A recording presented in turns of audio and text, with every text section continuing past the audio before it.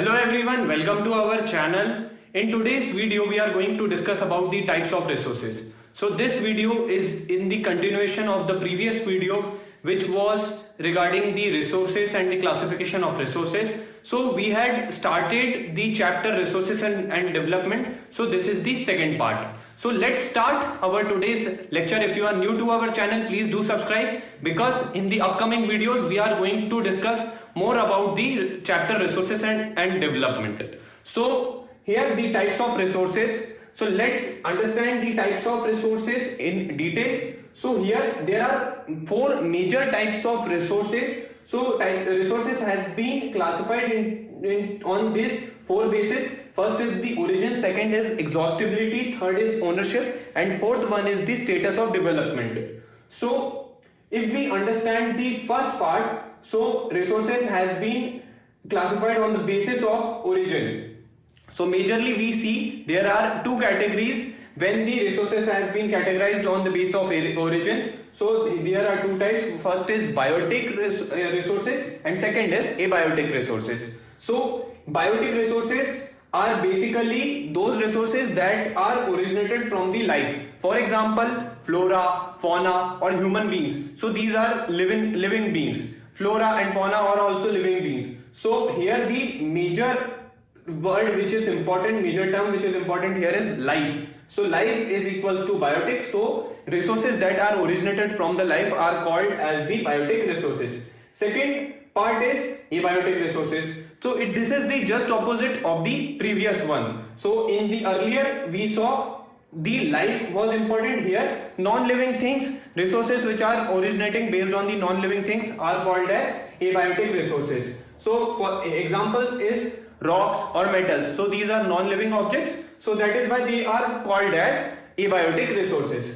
Now second categorization is based on the exhaustibility. As we have understood the classification based on origin, now moving on to the exhaustibility difference. So we find there are two types of resources. First one is the renewable resources and second one is the non-renewable resources. So renewable resources are those resources that could be renewed or reproduced, okay, and they are also called as the replenishable. So those resources that could be renewed or reproduced by physical or chemical or mechanical processes, they are called as the renewable resources. Say here solar or wind energy, or say water flows continuously, okay, and also the forest. So these are those resources which could be renewed by physical, chemical or any mechanical processes. That is why they are called as the renewable resources.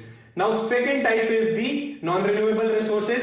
So resources, okay, that occurs over a very long period of time or very prolonged period of time are called as the non-renewable resources, and they happens to occur over millions and millions of years. So these are basically the minerals or fossil fuels.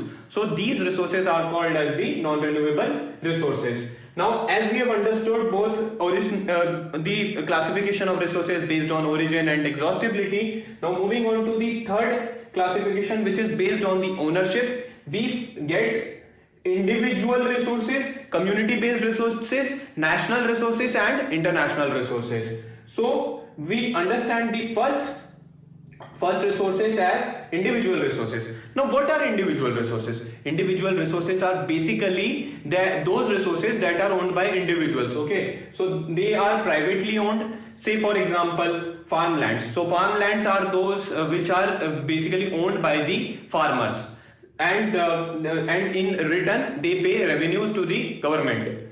And also there are in urban areas we find plots or houses. So these are the private properties owned by individuals. So that is why these resources are known as individual resources. Second type of resources are community based resources. Now there are certain resources that are owned by the community and are used by the members of the community. For example, say there are in villages you would find the grazing grounds. So grazing grounds are used by various farmers which belong to a certain community, or say the village ponds are used by all members of the particular village. In urban areas you would find public parks and playgrounds wherein children from societies go and play. So these are accessible to all, or accessible to all the members of community. That is why they are called as, these resources are known as the community based resources. Now the third type is national resources. What are national resources? So here it is by default assumed that all the resources which are present within a nation or country are called as the national resources. So all the resources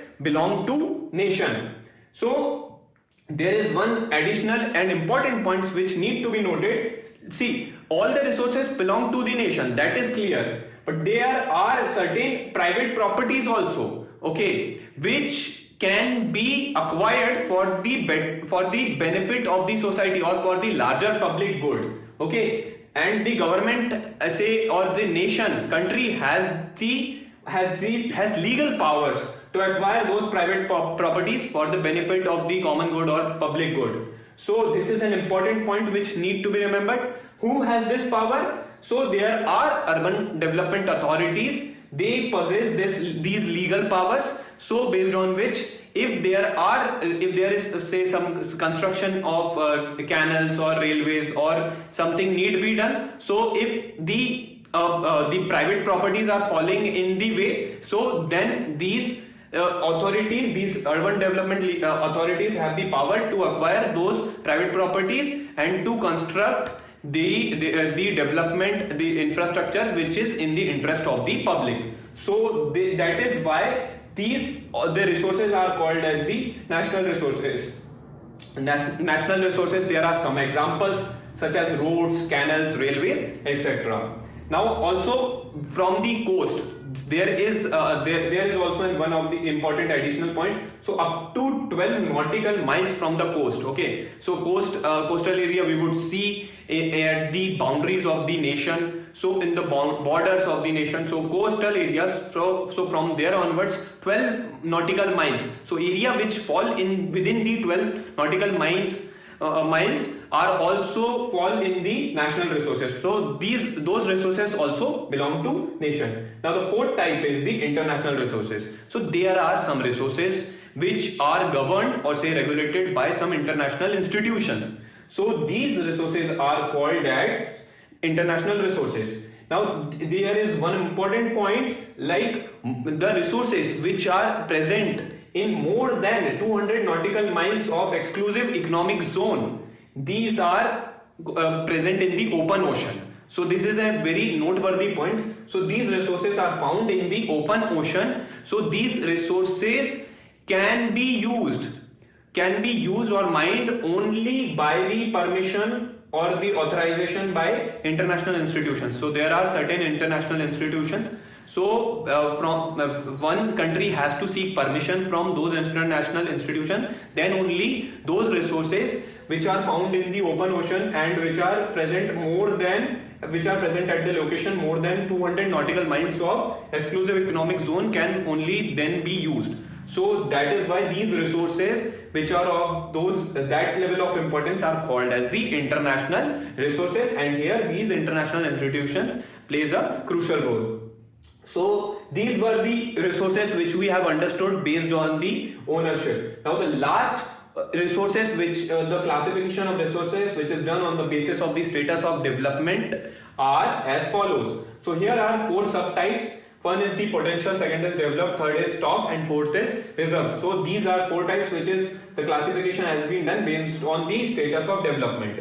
So here in the potential resources are found but unutilized. So here we would see there are some resources that are found, we have discovered, we have explored, but they haven't been used properly. Say for example, potential for development of solar or wind energy in the western parts of the country, say for example Rajasthan and Gujarat. So Rajasthan and Gujarat, these 2 locations have the rich resources of solar and wind energy, and they have the great enormous potential for the solar and wind energy. If this can be properly developed, then this can be of great advantage for the nation, but still these resources are not being properly developed, so that's why they come in the category of potential resources. Second type is the developed resources. So here the developed resources are are those resources that has been surveyed and their quantity and quality have been determined for use. So their quality, how well they are present, in what state and condition they are present, can they be used. So this kind of surveying has been done. So that is why these resources have been developed. So that's why they are called as the developed resources. Third type is stock resources. So stock resources are what? They are the material with potential to meet human needs. So there are certain materials, certain resources which have the potential to meet the human needs, but human beings lack the technology to access them. So there are resources which have the capability to meet the human needs, but the human beings don't have that kind of adequate technology by which they can access these stock resources. Say for example H2O. In water there are two components present, H2 and O2, which is like hydrogen and oxygen. So here hydrogen is rich source of energy, but human beings lack the advanced technical know-how how to utilize it in a more efficient manner. So this lack of advanced technical know-how leads these resources to fall in the category of stock resources despite their potential to meet the human needs. Now the fourth and the last category of resources which has been classified based on the status of development is called as the reserve. So reserve is also the one of the subset of stock resources. Now these stock, as we have understood that stock can be used with these are the resources that could be used with the existing know-how. So these can be used with the existing know-how, but their use hasn't been started. So in the earlier example we saw that these stock resources lacked the advanced technical know-how, but in these reserve resources, which are the subset of stock resources, these could be used with the existing technical know-how, but their use hasn't been started yet. So it is yet to be used. So they have the future utilization potential, but currently if we see, so they are not being used. Say for example, say river water. So hydroelectric power so river water is used to generate the hydroelectric power. So here we are using it in a very limited sense. So water in the dams are stored, so from there the hydroelectric power is generated. So it is still being done in the very limited sense. So in the future it has more potential to develop. So if we work in that area, then these resources could be utilized in the more efficient and effective manner. So here these were the four subtypes of the categorization of resources based on the status of development. So in this manner we have learned about the types of resources based on the origin, based on exhaustibility, based on ownership, and based on status of development.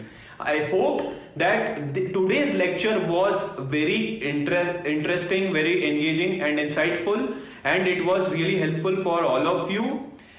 In future also we are going to come up with the upcoming parts of this chapter, resources and development, wherein we are going to learn more things, and also in this way we are going to cover the entire geography for our class 10th. So please stay connected, stay tuned, follow, subscribe to our channel, and see you in the upcoming and next lecture. Until then, goodbye, Jai Hind.